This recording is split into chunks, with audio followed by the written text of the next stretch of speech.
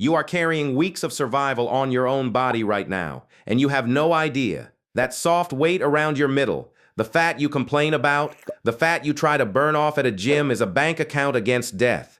You've just never had to make a withdrawal.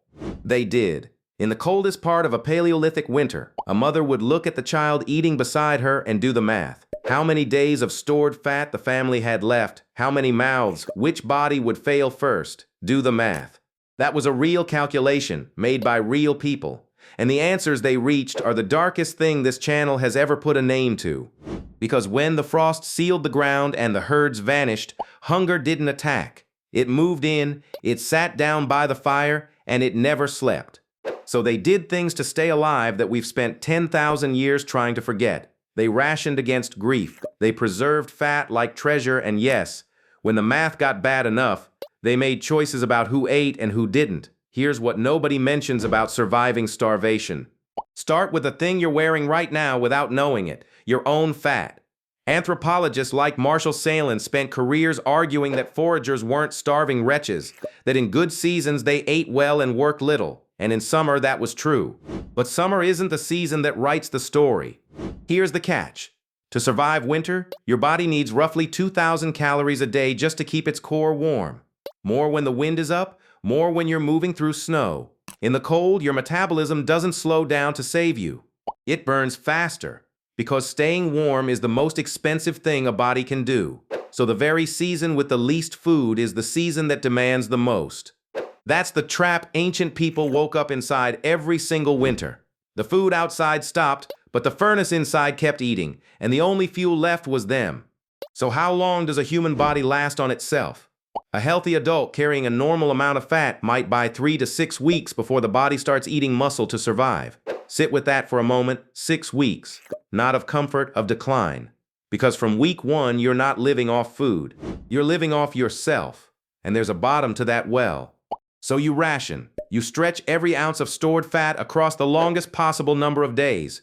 But here's the part rarely mentioned. Fat wasn't just something on your body, it was something you had to find, keep, and defend, and the way they preserved it is where this gets strange.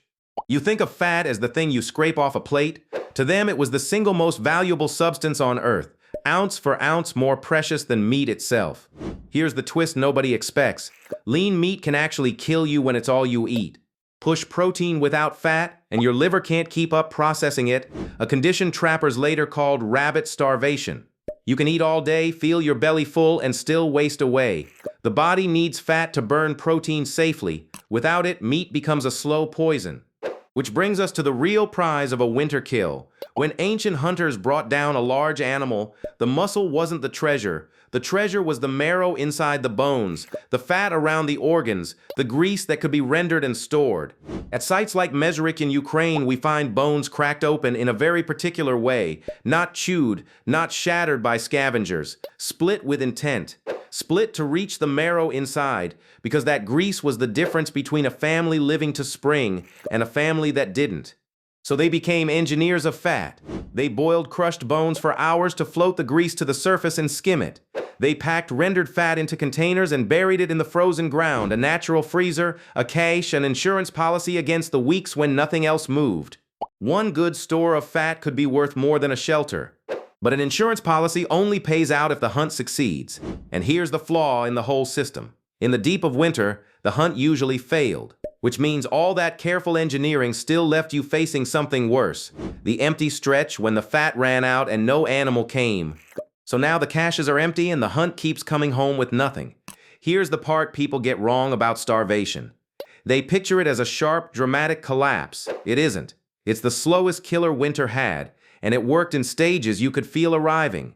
First, your body burns through the last of its fat. Then, and this is the cruel part, it turns on your own muscle, breaking down the tissue you need to hunt, to gather wood, to walk to the next valley.